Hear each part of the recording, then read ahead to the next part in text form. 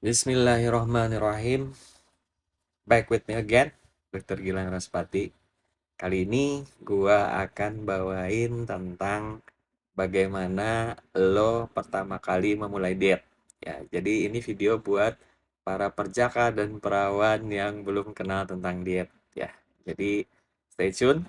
Nanti dilihat di video ini bagaimana lo bisa mulai diet pertama lo. Oke? Jadi untuk pertama, seperti video gue yang sebelumnya, gue udah bilang ya, tidak pernah ada diet nggak ada urusannya sama kalori. Pasti ada urusan sama kalori. Yang paling hebat kalau lu semua bisa ngitung kalori lu sendiri. Itu paling hebat karena lu bisa ngatur kapan lu harus defisit kalori dan gimana caranya defisit kalori. Itu yang bisa lu lakukan kalau lu bisa ngukur kalori lu gitu ya. Nah, cuman banyak banget kerepotannya ya, harus harus buat timbangan, harus ngukur kalori, harus konversi dari makanan kalorinya terus jadi berapa, itu ribet banget, ribet banget. Untuk pemula pasti malah menurunkan semangat jadinya, gitu ya. Jadi malah, aduh gini banget sih diet, males banget gue kalau harus kayak begini gitu ya. Jadinya gimana sih cara simpelnya, cara sederhananya untuk lu memulai diet? Yang pertama adalah teman-teman, lu semua ya. Jadi gua pastiin bahwa semua orang yang kelebihan berat badan itu pasti ngemil. Pasti mereka senang ngemil. Apalagi yang sampai ratusan kilo ya, sampai ratusan kilo sampai beratnya wah udah obesitas kelas berapa nggak tahu.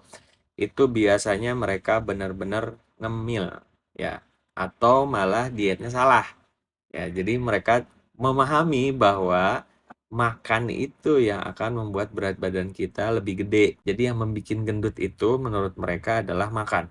Padahal yang bikin gemuk adalah makan plus ngemil. Malah ada beberapa yang datang ke gue terus bilang gini, "Dok, gue udah diet. Dietnya adalah gue cuman makan sehari sekali." Nah, yang lain cuman makan-makan sedikit.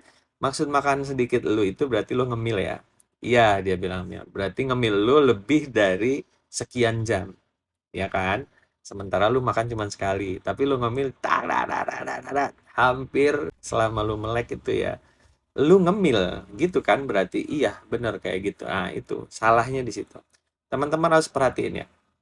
Kalori dari nasi ya satu porsi atau 150 gram, anggap ya 150 gram. Itu cuma 200 kalori ya. Ditambah dengan ayam goreng 200 kalori, rendang 300 kalori, telur dadar 90 sampai 120 kalori. Di total-total paling 200 200 200 600 800 lah. 800 kilokalori sekali makan. Tapi yang hebatnya apa dengan makanan? Makanan itu pas masuk dia bawa massa. Karena bawa massa ke perutnya kenyang gitu ya. Nah, pada saat kita kenyang kita berhenti makan kan?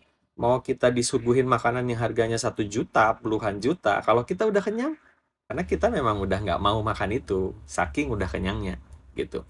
Yang jadi masalah adalah ngemil ya.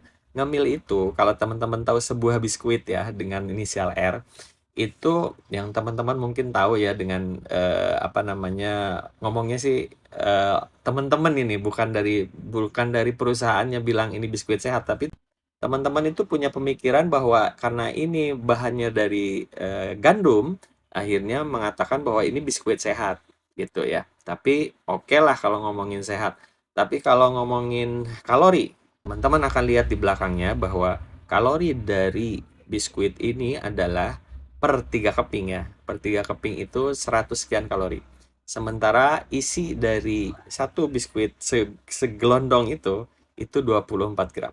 24 gram itu berarti kira-kira isinya biasanya 15 keping ya.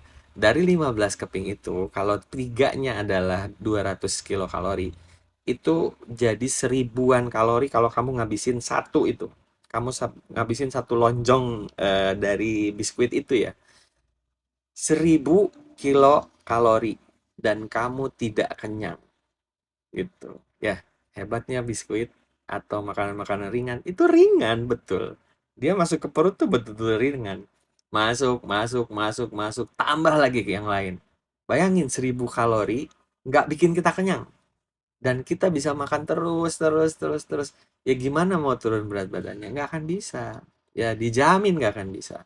Nah, nomor satu yang bisa lo lakuin mulai sekarang, untuk memulai diet, nomor satunya adalah stop ngemil. Ngemil lu berhenti, nggak boleh ngemil lu terus-terusan, berhenti total. Ya, berhenti total untuk ngemil.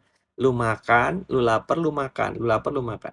Pasien gua ada yang bilang, "Dok, kok aneh ya setelah konsultasi sama dokter, saya sekarang nggak ngemil tapi makan, makan, makan, berat badan turun 2,5 kilo." Bayangin, dalam seminggu.